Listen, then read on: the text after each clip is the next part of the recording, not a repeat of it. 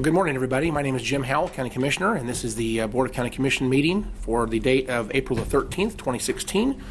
Welcome to our meeting, and we have a lot of exciting things planned today in our agenda. Let's go ahead and get started. I will call to order the regular business meeting of the Board of County Commissioners for April the 13th, 2016. Madam Clerk, first item, please.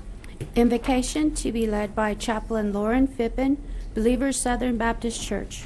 Please remain standing for the flag salute. Let's pray. Dear precious Heavenly Father, hallowed be thy name. Lord, we thank you for all you do. We thank you for Jesus. But more than all, we thank you for what you do in our lives. And I lift up this meeting to you today, Lord. I pray for your will in every person in the room. That you'll touch them only like you can. We love you, God. We need you. And we ask all this in your name. Amen. I pledge allegiance to the flag of the United States of America and to the republic for which it stands, one nation under God, indivisible, with liberty and justice for all. All right. Thank you, Chaplain Phippen. Am I saying that right? Yeah, Phippen. Thank you so much for being here for the prayer today. Madam Clerk, next item, please. Roll call. Commissioner Unruh. Present. Commissioner Norton. Present. Commissioner Peterjohn. Present. Commissioner Ransall. Present. Chairman Howell. Present. All right, thank you. I'd like to recognize our Public Information Officer, Kate Flavin, and see if she has any announcements for the county this morning. I do. Good morning, Commissioners. Kate Flavin, Interim Public Information Officer. I'd like to take this time to remind you and everyone else here about our meeting next Monday evening at the Derby Welcome Center. There will be a meet and greet starting at 6 o'clock, and our meeting will begin at 6:30. That is at the Derby Welcome Center next Monday evening. And there will not be a commission meeting next Wednesday because of this. And other items going on this week at the Interest Bank Arena, we have Marvel Universe Live starting tomorrow and running through the weekend. And we also have Guitar, the instrument that rocked the world, at Exploration Place. It will be here until the end of May, or excuse me, until May 8th. And those are just a few other things going on here in our community. And with the meeting on Monday night, we will record that meeting at the event Monday evening. Again, it starts at 6:30, but we'll broadcast that for our viewers on Wednesday morning at the normal time, 9 o'clock. That is correct. Okay, so don't come to the room if you want to be in the meeting. Come Monday night at 6:30. But if you're watching this on TV, you can watch it at a regular time, or Wednesday at 9 o'clock, just like today. That is correct. Thank you so much. That's great information. All right, Madam Clerk, next item, please. Public agenda. All right, do we have anybody signed up to speak this morning? Okay, I don't think we do. So we have an opportunity at the end of the meeting. If you did not know that you could sign up to speak, you certainly have that chance at the end of the meeting. Plus, we'll recognize you each item of business as well. If you want to speak on any agenda item, we always like to do that as well. So don't miss your chance to speak to us at the end of the meeting if that's what you'd like to do. There's a sign-up sheet out in the hall out here. Madam Clerk, next item, please. Proclamations. Item A. Proclamation declaring National Donate Life Month. All right. Well, Commissioners, I do have a proclamation I would like to read. This is regarding Donate Life Month, and let me go ahead and read this first. It says, whereas Sedgwick County, Kansas supports Donate Life America's vision to be a community that embraces donation as a fundamental human responsibility, and whereas Donate Life Kansas is a collaborative team consisting of professional partner organizations connected to the donation and transplant communities with a goal to make life possible by educating and motivating individuals to register the decision to be organ, eye, and tissue donors. And whereas 60% of adults in Kansas have joined the Kansas Donor Registry, and Kansas was nationally recognized for the largest annual donor designation rate increase during 2015. And whereas, despite a record number of 30,000 organ transplants, 1 million tissue transplants, and 48,000 gifts of sight, helping to save or enhance lives in 2015, the number in need of life-saving transplants has grown to 125,000 Americans. This insurmountable gap can only be narrowed with more people registering to give the gift of life and sight. And whereas organ, eye, and tissue donors are life donors, Donate Life Kansas encourages all residents to make life possible by registering your donation decision at www.donatelifekansas.com. and reaffirming this decision when obtaining or renewing your driver's license by saying, yes, I want to be a donor. Now, therefore, be it resolved that I, Jim Howell, Chairman of the Board of County Commissioners, do hereby proclaim April the 16th as National Donate Life Month in Sedgwick County, and I call this observance to the attention of all our citizens. Commissioners, what's the will of the board? I move we adopt the proclamation. Second. We have a motion and a second. All those in favor say aye. Aye. All right, motion passes. I'd like to present this to our clerk to give to James Verbeckmos. Are you here today? All right, James, come up to the podium if you have anything you have to say to us this morning about this. Sure. Good morning, Commissioners. My name is Jason Verbeckmos. I am CEO of the Kansas Eye Bank, and thank you for adopting the proclamation. Just a couple comments here. Donate Life Kansas is a member organization that includes many partner organizations, including the Kansas Eye Bank, Midwest Transplant Network, and the National Kidney Foundation. Some of the representatives are here in the audience with you today. One organ donor can save the lives of up to 8 people, restore sight to 2 people through cornea donation, and heal countless others through tissue donation. In Kansas, there are more than 600 residents waiting for a life-saving transplant and many more waiting for tissue and corneal transplants. Currently, 61% of the adults in Kansas have made the decision to give the gift of life through donation by joining the Kansas Donor Registry, either online or through the local driver's license office. Many more are waiting for transplant. As Americans wait for transplant, the lack of available organs, some will never receive that call. In fact, 22 people die every day while waiting on the national list. You can make a difference. You can register your decision to make life possible and be an organ, tissue, or eye donor at donatelifekansas.com. I do appreciate you taking the time for this morning. Thank you for presenting that information. I could just say a couple of things. How does someone know if they've already volunteered to be a donor? Is there some way they can check that? Can they call this? Absolutely. You can go to donatelifekansas.com. All the information is there. Once you register, you can't re-register. You're just on that list. You can go back and change your wishes, though. DonateLifeKansas.com is a great place to do that because there you can make decisions based on what you'd like to donate. For example, if you want to be an organ donor but not an eye donor, you can make those decisions. That's left to the person to make their own individual decisions. But we do strongly advocate that people make that decision so that it's not left to your family to make decisions after a person passes. Yeah, it certainly is a tough time to make decisions, so it's nice to have that out of the way. But, my wife and I have debated over the years about whether I should do this or not, and I was kind of reluctant to do it, and finally I did talk myself into it. So on your driver's license, it says Donate Life. It says organ donor right there on the driver's license. Right. So if somebody wants my cold Republican heart, you can have it when I'm gone. I don't need it anymore. You can have my cold Republican heart. But anyway, they can do it that way, or they can, again, go to the website, and they can do it that way. So either way works just fine, right? Absolutely, yes. Once a person makes that decision on their driver's license, that is then accounted for in the donor registry. There you go. All right. I'd like to just highlight one more thing. Again, our great county treasurer, Linda Kazire, brought this to my attention. I've never actually seen this before, but we have a license plate in Kansas that if you really want to support to Donate Life, there's one thing you can do. When you go get your tag, just request this license plate. Anybody can get it. It does cost $40, a one-time fee, and that's just because it's a specialized plate. So that specialized plate costs $40 to get the plate get the plate made for you. But then there's an annual fee of $40, and that $40 every year goes to the organization. Let's see, it's called goes to Midwest Transplant Network. That's where it goes to. And there's a standard fees like $5.50 for just your regular county business that would be charged anyway, or your sales tax or whatever it is that you're having to pay there. So, but the extra cost again is $40 one time and then $40 per year. If you'd like to donate to Life, this is a really easy way to do that. And so I know Linda Kazire's mom actually would be blind right now if it wasn't for organ donation. She received 2 cornea transplants in her lifetime, and she's able to get around and have a very wonderful life right now as a result of organ donation. So I know Linda Kazire is a big fan of this, and she wanted to highlight this with this plate. So she is also in the audience today. Thank you for being here to our treasurer, Linda Kazire. Anyway, congratulations, Jason. We'll give you a hand of applause. Thank you for being here today. Thank you. I appreciate it. All right. I have someone in the audience that has their hand raised. I wanted to comment. Please come to the microphone and state your name and address real quickly for us.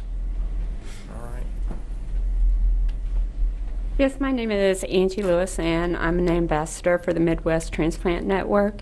And you were talking about the license plate. That $40 when you get the license plate, yes, it does go to the Midwest Transplant Network, but it is also, you can get a receipt, and it is tax deductible.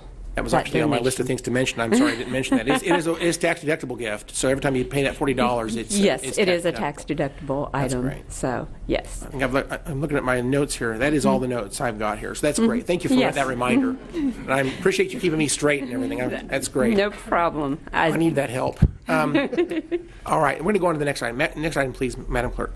Item B, proclamation declaring Child Abuse Prevention Month. All right. You know, I do have another proclamation here, and I would like to ask my colleague, Commissioner Tim Norton. He's worked on this issue a long time. I know he actually presented this at another event. I'd like him to mention that as well. So I'd like to hand this to my colleague and have him read the proclamation for us today. Well, I'm pleased to do that. I've been involved with the prevention of child abuse since 1983, back when I was with Target Stores, and we, with Judge Burgess and several other folks, put together the Child Abuse Prevention Council.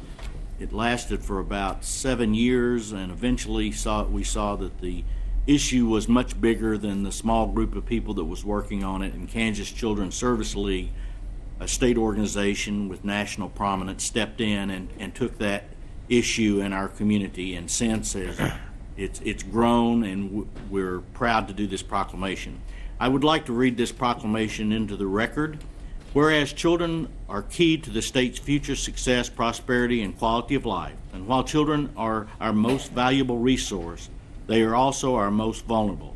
And whereas children have a right to be safe and to be provided an opportunity to thrive, learn, and grow, and whereas child abuse and neglect can be prevented by supporting and strengthening Kansas families, thus preventing the far-reaching effects of maltreatment, providing the opportunity for children to develop healthy, trusting family bonds, and consistently building the foundations of communities.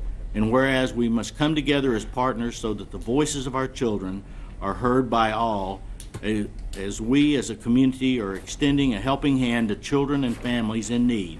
And whereas providing safe, stable, and nurturing relationships for our children, free of violence, abuse, and neglect, we can ensure that Kansas children will grow to their full potential as the next generation of leaders, helping to secure the future of this state and nation. Therefore, be it resolved that Jim Howe, Chairman of the Board of Sedgwick County Commissioners, does hereby proclaim April 2016 as Child Abuse Prevention Month in Sedgwick County, and he calls on this observance to the attention of all our citizens. And I would make the motion that we accept the proclamation. And I will second that. Madam Clerk, we have a motion and a second. All those in favor, please say aye.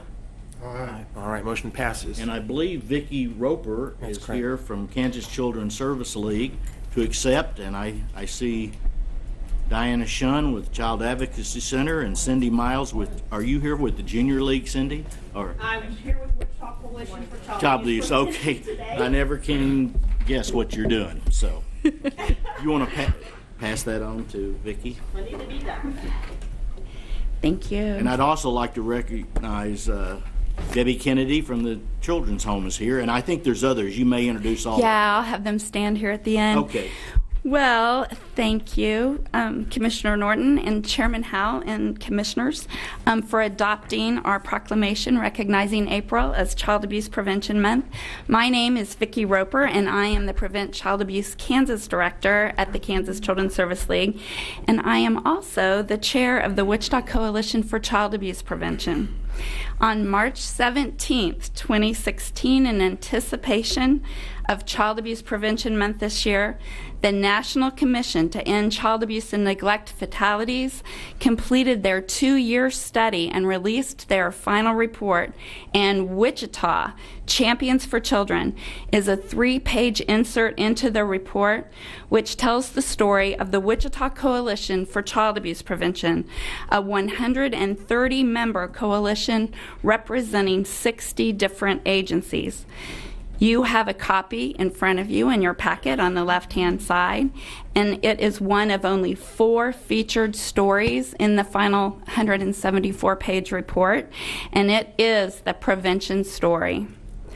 Responding to a spike in child abuse fatalities in 2008, this community worked to expand evidence-based home visiting programs and implemented the Period of Purple Crying public education campaign and an evidence-based crisis nursery program to provide drop-in child care.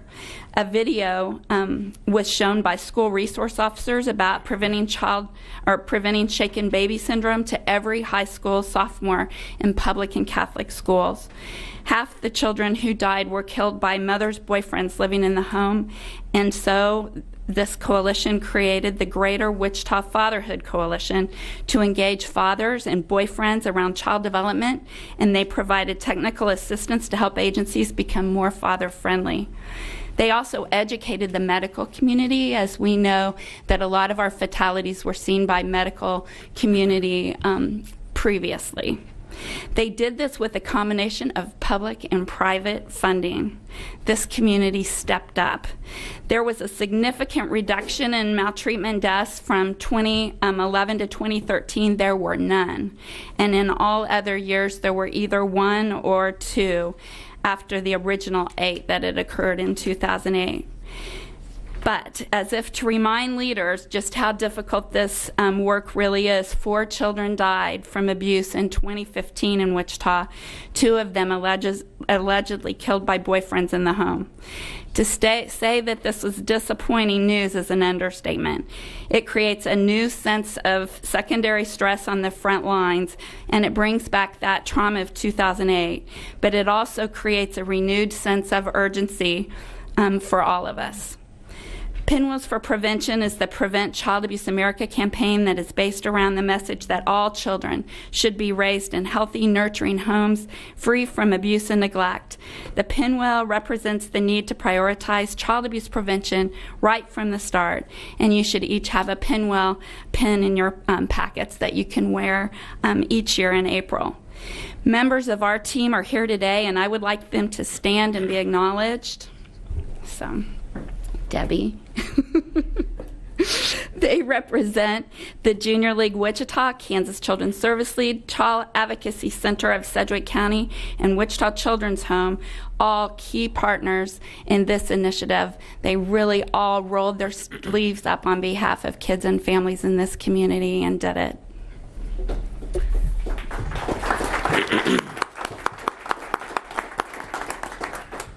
Thank you, Vicki, for those remarks, and thank you for the others that stood. And I know you're engaged in the battle, the various methods of trying to battle the issues of child abuse in our community. So thank you for your service.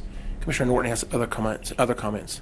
Just a final comment. You know, we're real proud that real soon we're going to open the Child Advocacy Center, which is the old Lincoln Elementary School, $7 million project that's going to be a one-stop shop for so many of the agencies, and particularly a lot of the government entities like the sheriff, the police, the DA, and children and family services, internet crimes against children, human trafficking. All of those will have a central location.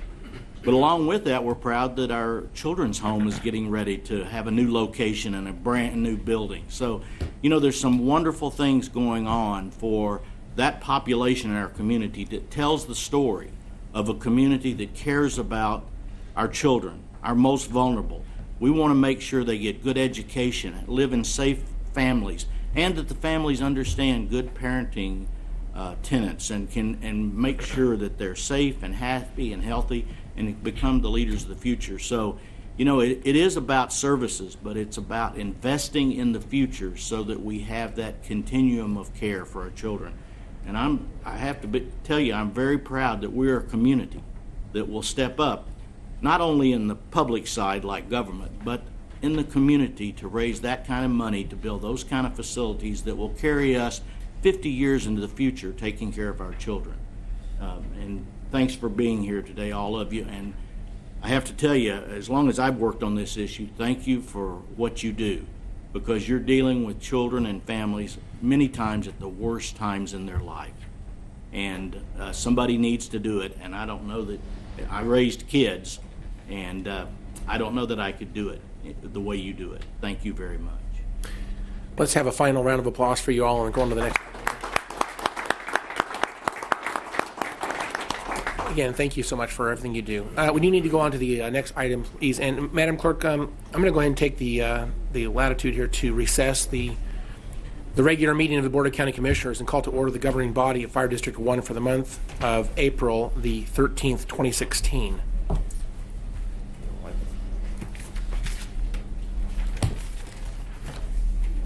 right. Madam Clerk, first item, please. Roll call. Commissioner Unruh, Present. Commissioner Norton, Present. Commissioner Peterjohn, Present. Commissioner Ransall, Present. Chairman Howell. Present. All right. Madam Clerk, next item, please. Consideration of meetings, minutes. Item A, regular fire meeting minutes of February 17th, 2016. Mr. Chairman, I move we take the recommended action. Second. We have a motion and a second.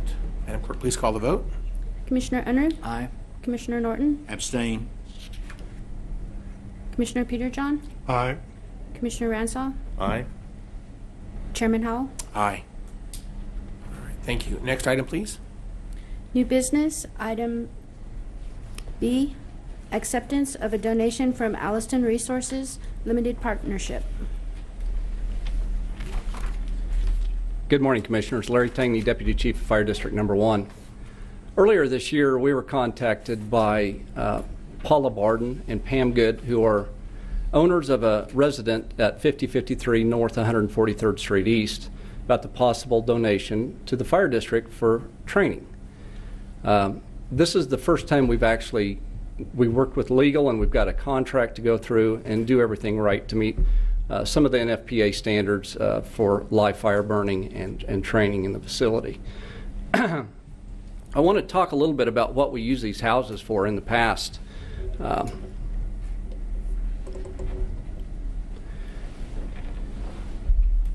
We get to use these houses for many things that we don't have currently resources to do. So these houses come at a very pristine time, and we take them very, very seriously because we get to train our people in things that we usually don't. These are just pictures of some houses that we've of course, this is the ultimate end of one of our training sessions. But we get our people inside the structure. They get to experience live fire burns. Again, they get to see things that it's in a coordinated effort. It's all safe, and we get to move forward with that. Again, you can see where this is a different structure. We went to the final day of the burn. You can see in the background where we've got another building. We safeguard other structures that are on the building that the owners do not want to have burnt at that time.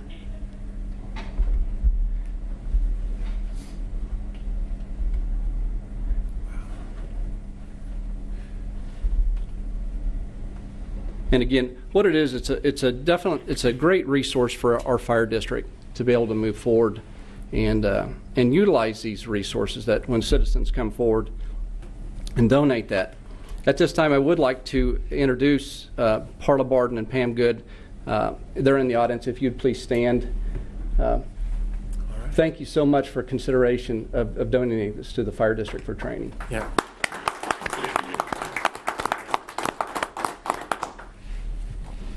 Commissioners, we're recommending that you accept the property donation and authorize the chairman to sign the agreement. So moved. Second. We have a motion and a second. And before we vote, I just wanted to say thank you so much. This means a great deal to our firefighters, especially. They need more resources to train, and I'm certainly sensitive to that. I think we need to find those resources everywhere we can. But having a house donated like this is going to provide a tremendous, realistic way to train that they can't do any other way. In fact, if, Chief Tangney, let me just say, they don't just burn the house down. They do a lot of work. They do a lot of training from the very beginning until the end. It could last, you said, potentially. That is correct. We're going to have months. the house almost a year, and the burn is just the ultimate climax that everybody wants to see. There's going to be Mayday training, a whole lot of training for our people. And not only do we train our people, we ask other organizations to come in and train with us. I love that regional viewpoint. I think that's very important. You know, I think that, for example, searching for small children in rooms filled with smoke is a tough thing. You actually have ways to generate smoke so they can be in a real structure and be wandering around inside smoke on oxygen That is correct. And crawling around trying to find someone who's hiding in a closet, for example, or having to cut through the roof materials to access a flame area that's on fire.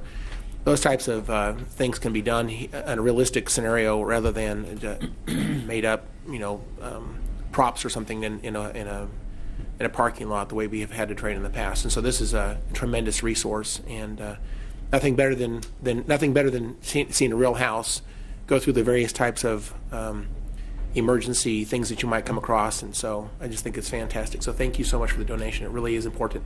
I think ultimately you're saving lives, so it means a lot. We have a motion and a second. Any further comments? Okay. This is new business. I'll ask anybody from the audience who'd like to speak to the issue. I don't think there would be, but okay. All right. Seeing no other discussion, Madam Clerk, please call the vote. Commissioner Unruh? Aye. Commissioner Norton? Aye. Commissioner Peterjohn? Aye. Commissioner Ransall? Aye. Chairman Howell? Aye. All right. Thank you so Thank much, you. everyone. Madam Clerk, next item, please. Item C, acceptance of a donation from the Bel Air Tree Board.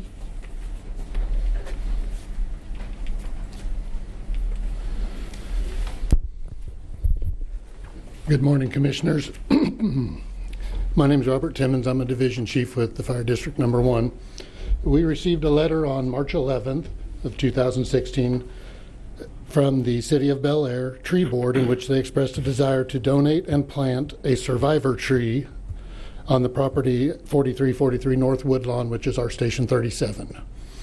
The survivor tree is over a 100-year-old American elm that survived the bombing of the Alfred P. Murrah Federal Building in Oklahoma City, Oklahoma, on April 19th, 1995.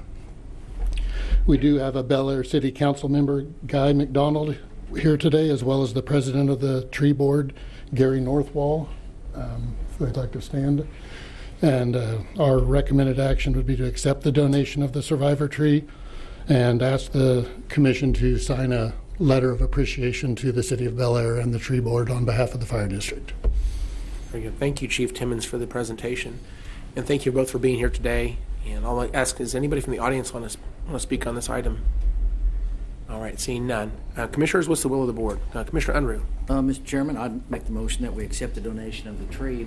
But I'd also like to just express appreciation to the council and the tree board of the City of Bel Air for this generous act of community spirit in support of our fire district. So thank you all very much. Very good. Second. We have a motion and a second. Further comments from anyone? I remember the day this happened on April the 19th, 1995. It was a momentous day. I remember it very, very well. I know exactly where I was when I heard the news. I'm sure many of us have that memory as well. So this is a thing that should be memorialized and remembered for a lot of reasons, in terms of the human life that was lost, all the ways that law enforcement responded, I think is an incredible part of this. There are a lot of things we could talk about that day. So to actually have a tree that survived that bombing and have it in our own community to be memorialized here, I think is a great thing. So thank you for bringing this to us for this opportunity. Appreciate that very much. All right, see no other comments. Madam Clerk, we have a motion and a second. Please call the vote. Commissioner Unruh? Aye. Commissioner Norton? Aye. Commissioner Peterjohn? Aye. Commissioner Ransall? Aye. Chairman Howell? Aye. All right. Is there anything else for the fire district this morning? Okay. All right, then I will therefore adjourn the meeting of the governing body of Fire District 1 and call back to order the regular business meeting of the Board of County Commissioners.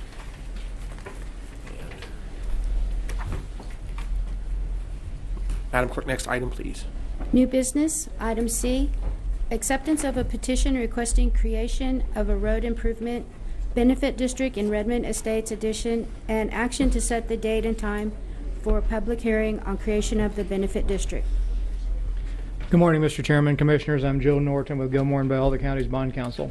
Public Works has received a petition from property owners in the Redmond Estates Addition in the county requesting the creation of a road improvement district and authorizing various street improvements therein and levying assessments against the property benefited thereby.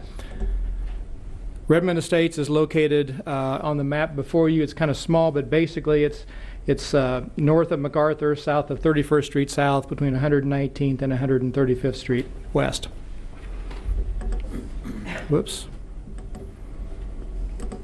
Okay. On the map before you is a depiction of the lot layout of this portion of Redmond Estates. As you can see from the right-hand portion of the screen, a portion of this subdivision is already paved. The remainder of the proposed street improvements highlighted in black are currently sand streets. The petition requests that those be paved and appropriate drainage be put in. This is a developed area. 23 of the 32 lot owners have signed the petition, which is approximately 71%. State statutes, as modified by your charter resolution, authorizes the county commission to create this particular road improvement district and levy assessments for the cost thereof against the 32 benefited properties. There is no provision for the county at large to make any payment for the cost of this improvement. Public Works has prepared an estimated cost for this project. In the bold down at the bottom, the total estimated project cost is $678,803.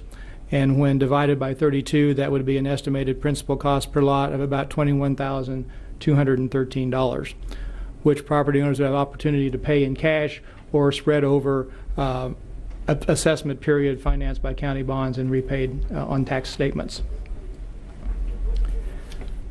Recommended action is for the County Commission to accept the petition and designate May 11th, 2016 as a date and time here in this commission meeting room at 9 o'clock or shortly thereafter to consider public comment from any affected property owner or the public prior to consideration of the creation of this benefit district.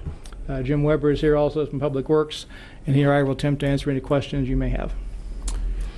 Well, thank you for the presentation. Your name is Mr. Norton, correct? Correct. Are you related to Commissioner Norton in any way? No, he calls me cousin, but there's no relation at all legally. So. I claim him. He doesn't claim me. All right. Well, thank you for the presentation. So all we're doing today, this consideration on this agenda item, is just simply setting the hearing date. It would be May the 11th. Because this is an agenda item today, I'd ask, is there anybody from the audience who would like to speak to this issue? Okay, seeing none. Commissioner Peter John. Thank you, Mr. Chairman. Just one question for clarification. Most of the time, special bonds, if they aren't paid in cash initially, are of a duration of 15 years. Would that be the case in this situation? I have not had that discussion yet with Mr. Cronus, but that typically is the case, and I would assume so unless we hear otherwise. Yes. Okay. Mr. Chairman, I'll make the motion that we accept the petition and set May 11th, 2016 at 9 a.m. To actually have a hearing on this petition and direct the county clerk to mail notice of the hearing to all the property owners in the proposed benefit district at least 21 days prior to the May 11th hearing date. Thank you for the motion. I'd be glad to second that motion. And I just have one other question, because I'm not sure you spoke to this, that I'm just curious about the 9 property owners that did not support this. Did they respond as a not supportive, or just didn't respond? Do we know? I do not know the answer to that question. Mr. Weber, do you? Jim Weber with Public Works. I think the way to answer that is that it's a petition, so you sign the petition affirmatively you want to do it, or you don't do anything. So we don't know if they support it, or ambivalent to it, or are opposed to it, which is why you want to have the hearing. Right. Okay. So I'm looking forward to the hearing. And again, if these 9 property owners are opposed, I'm sure they'll contact us or come to the hearing and let us know their desires. Commissioner Peter John? Yeah, that was just the point I was going to emphasize, that we can hear from them between now and that hearing date in May. All right. Well, thank you for that. Any other comments? Seeing none, we have a motion and a second. Madam Clerk, please call the vote. Commissioner Unruh? Aye. Commissioner Norton? Aye. Commissioner Peter John? Aye. Commissioner Ransall? Aye. Chairman Howell? Aye. Thank you.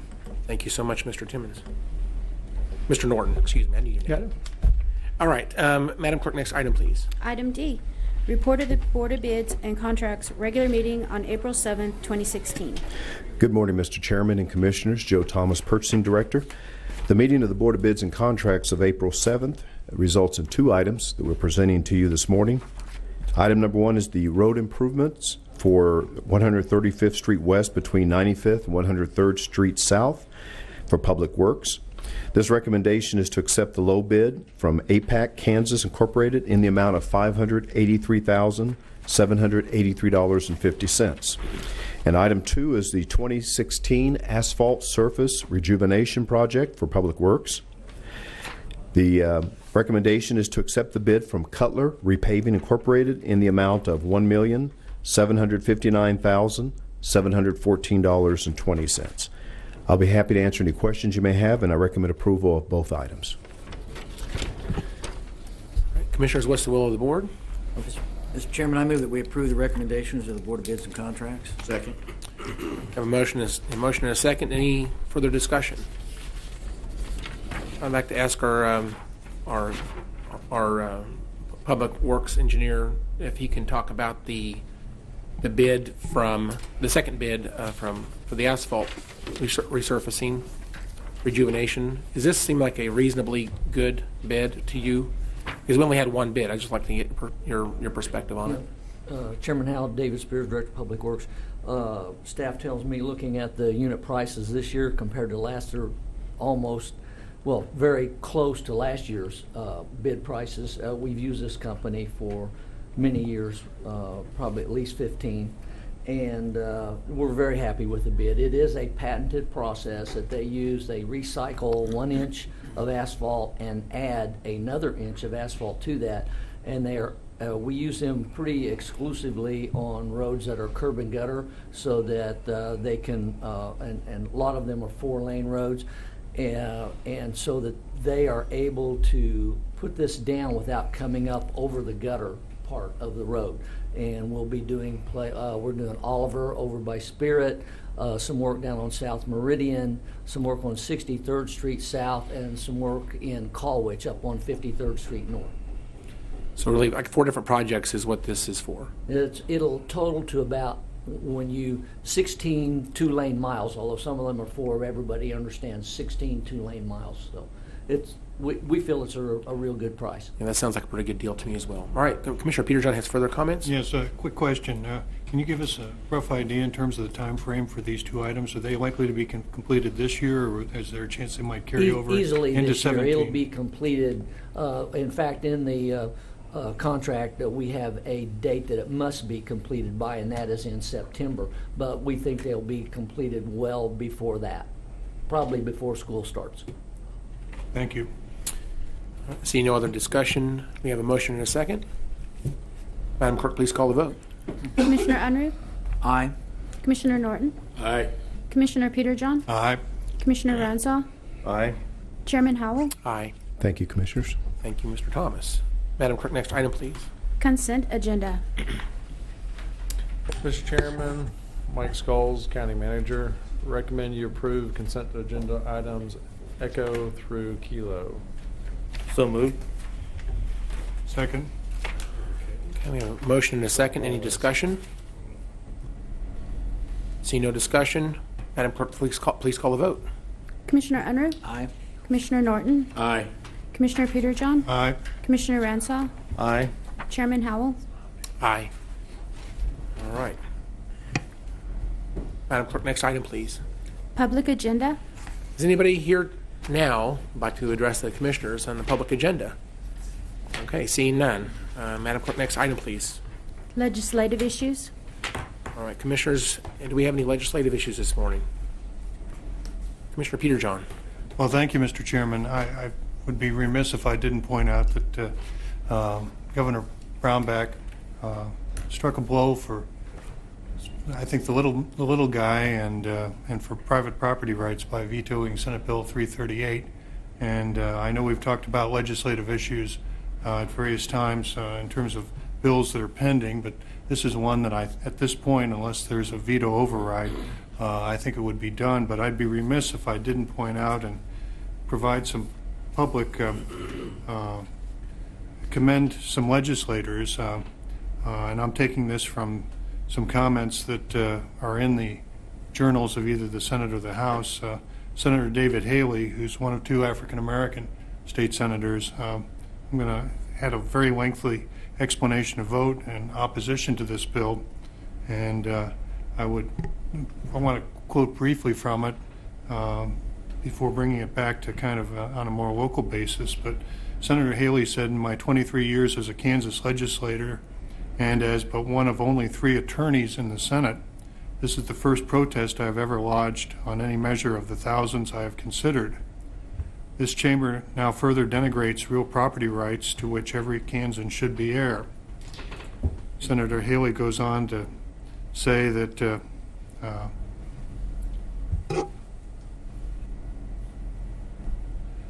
Senate Bill 338, which purports to grant authority to cities and nonprofit organizations to petition courts to possess vacant property for rehabilitation purposes, will simply but legalize grand theft.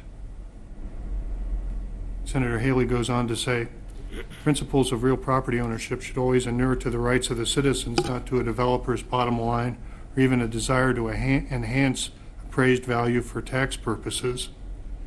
And Senator Haley went on to say that the property rights of legal property owners should not be infringed upon by this legislature. And he was one of the few votes in the Senate in opposition to this. In the House, it was a little bit different story. There were 44 votes in opposition to this bill, and a number of them were from legislators in the South Central area from both parties. There were, at least from a quick look at the names, I saw 10 local area legislators, and at least 6 were Republicans, 6 Republicans, 3 Democrats. I think there's 9 here. Representative Antimides, Representative Finney, Representative Cars, I'll just what legislators' names: Carmichael, Houston, Scapa, Whitmer, DeGraff, and Kelly. And their explanation of vote in opposition, I'd like to read and provide to the public. Quote, Kansas already has sufficient tools in place to address blight. Senate Bill 338 circumvents our current eminent domain statutes by redefining, quote, abandoned property, unquote, and by allowing our local governments to expeditiously confiscate, seize, or destroy law-abiding citizens' private property without compensation, adequate notice, and a legal property title. This is an egregious overreach that deprives some citizens of their private property rights without sufficient due process and will cause irreparable harm to our most vulnerable citizens that do not have the resources to protect their property.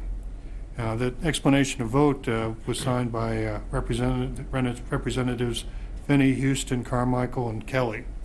So I wanted to publicly commend them, and as well as the governor, for their actions. And I think it's interesting because the news coverage I've seen has not emphasized the fact that we had legislators from all over. I'm looking at some of these districts. You've got legislators from some affluent areas, and you've got some legislators who represent some relatively poor areas, particularly northeast Wichita, that came out in opposition.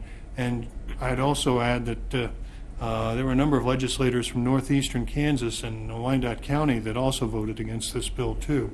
So I thought it was important, Mr. Chairman, to get this on the record as we have some understanding of what transpired up in Topeka. And of course, it is possible that there could be a veto override on these bills.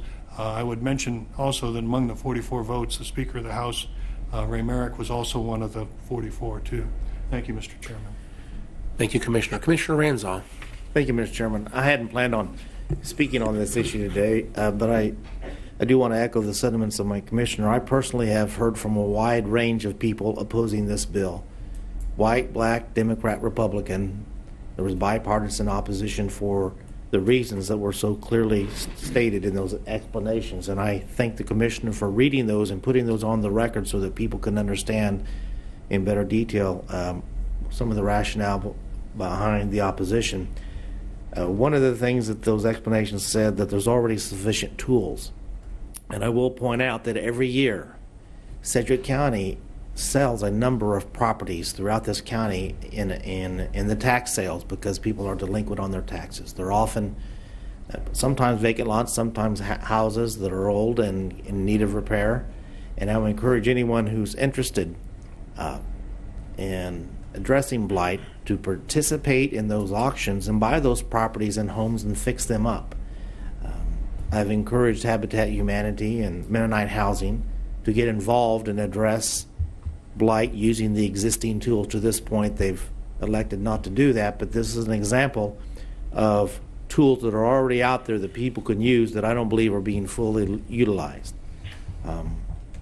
Also, in some of the coverage, it's been alluded to the most recent development and groundbreaking that happened here recently. I can't remember the name of the addition, but there was some more subsidized housing put in. That was used as an example as to why we need this bill, but keep in mind that housing development happened without this bill being in effect. So there are tools out there. There are ways to do things without allowing the government to take advantage of the little guy, so to speak. So I appreciate the opportunity to speak on this, and I would encourage, once again, everyone who's concerned about blight to get actively involved in the current tools that are available out there to address this important issue. Thank you. Thank you, Commissioner. I believe the legislature goes back on April the 27th, and so until then, there's probably not going to be a lot of legislative issues, but I guess just to this one bill, because this is one that impacts this community so much, and I know that our friends across the street are very disappointed in the veto, and I am sympathetic to the they have some properties they would look to that would show the problem they're trying to solve, and I'm sympathetic to the challenge that they're trying to solve. I get that. On the other hand, I also see the foundational principle of the foundational American principle of property ownership as one of the basic things that makes America different than many other places around the world. Property ownership is one of our most important principles we must defend, and so I see that side of it also. And so this is a very complex problem, and I think the tools in place hopefully can be used to solve these things, but I'm not sure this bill is exactly the way it should be solved, and so I appreciate the dialogue this morning. Commissioner Peter John. Well, thank you, Mr. Chairman. I would be remiss if I didn't point out the underlying cause for this whole issue goes back to a U.S. Supreme Court case called Kelo, where a city in Connecticut was trying to confiscate private property of homeowners, some little people, for a redevelopment project and turn it over to another private party. And unfortunately, a activist, 5-4 majority in our liberal U.S. Supreme Court said, yeah, that's okay. We can take from private party A and give it to private party B, and that's permissible unless the local governments are restricted by their legislatures. And fortunately, Kansas did pass a bill. It's not as strong as I would like to see, but this whole legislation 338 is basically a follow-up to the whole Kelo issue and the continuing efforts to destroy economic freedom and private property rights in our country. Thank you, Mr. Chairman. Thank you, Commissioner. It is true there is a lot of properties on the tax sales. We have several tax sales per year, and there's a lot of property that is moved from existing owners to new owners through that process, and so it is one of those things that greatly bothers me that when you own property, you have to continue to pay property taxes to continue to own that property. I think that's one reason why people don't like paying property taxes. It just seems to go against the fundamental principle of property ownership, that you have to pay to continue to own something. So there's a lot of properties, hundreds of properties, that go from one owner to the next through the tax sales that we conduct here every year. So anyway, moving on. I see no other comments on legislative issues, so we'll move on to the next item, please, Madam Clerk. Other. All right. Commissioners, do you have any comments for other today? Commissioner Ranzau. Thank you, Mr. Chairman. I just wanted to take a few moments and to thank Congressman Pompeo for the position he took a few weeks ago in standing up against the member of a mosque who had been invited to speak at our local mosque. I know he's taken some heat from it, but the coverage on this has been very deficient in many ways. Fortunately, the Eagle did finally did print a letter to the editor, so to speak, about this that included some important facts that was left out of the original coverage. The original coverage made it sound like that in fact they said, according to Congressman Pompeo, he's associated with Hamas, as if Congressman Pompeo is the only one saying that. Well, the Sheikh Mansour Tlaib has said that himself. He is from Hamas. The federal government has said he is associated with Hamas because he is one of the unindicted co-conspirators in the Holy Land Foundation prosecution. That resulted in, I think, about 108 people being found guilty of raising money for Hamas. And there were a number of unindicted co-conspirators, to include this particular man, Tlaib, as well as CAIRE, which is the Council for American Islamic Relations, which many in the media like to quote and go to as a supposedly credible source. They are an unindicted co-conspirator in the Holy Land Foundation. They are associated with Hamas. Okay?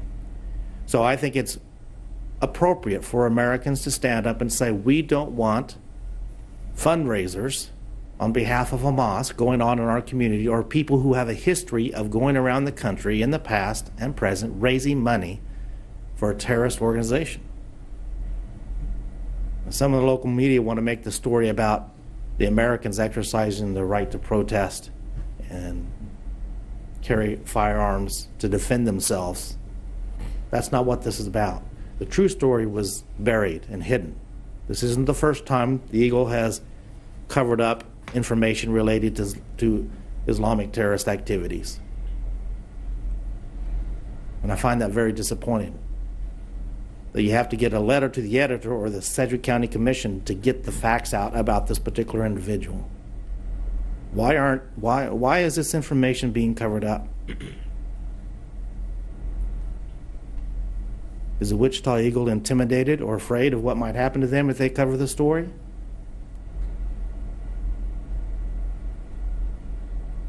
Or are they just intentionally, willingly doing this?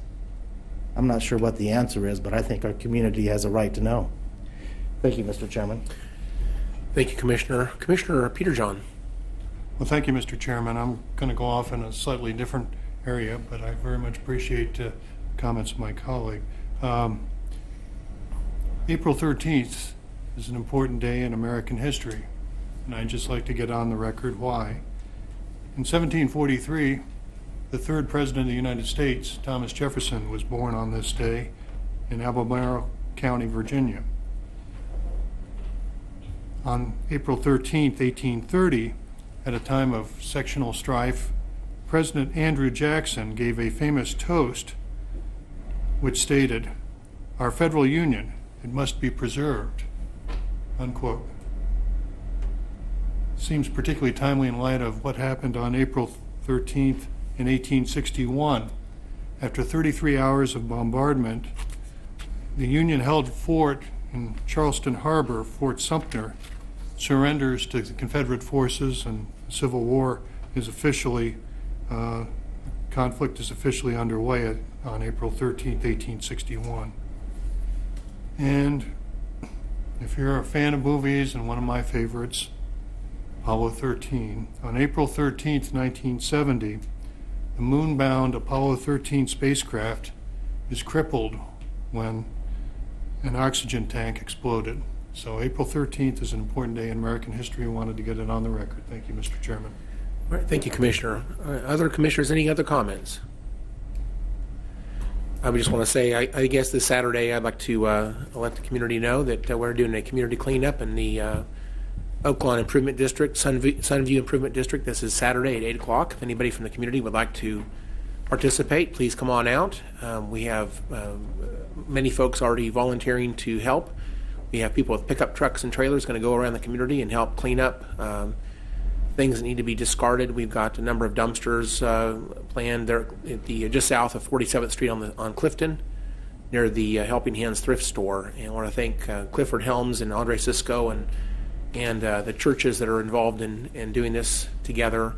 Representative Blake Carpenter and Representative Stephen Antonides are also providing food for that day. So anybody from the community would like to come out and participate and help clean up the community with us, I would love to have your help there. So that's this coming Saturday at 8 o'clock in the Oak Lawn Improvement District by the Helping Hands thrift stores, where we're going to start.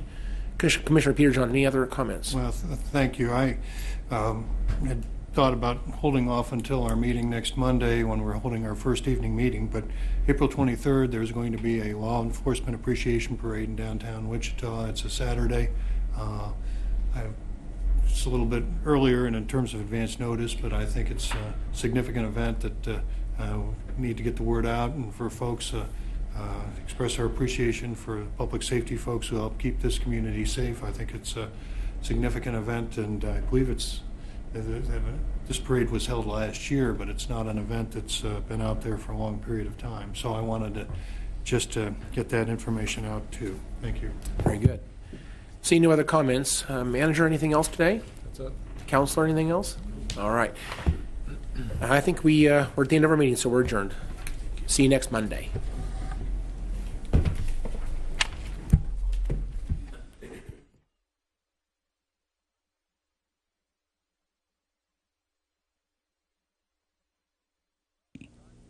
Production and broadcast costs for Sedgwick County Commission meetings have been underwritten by Sedgwick County.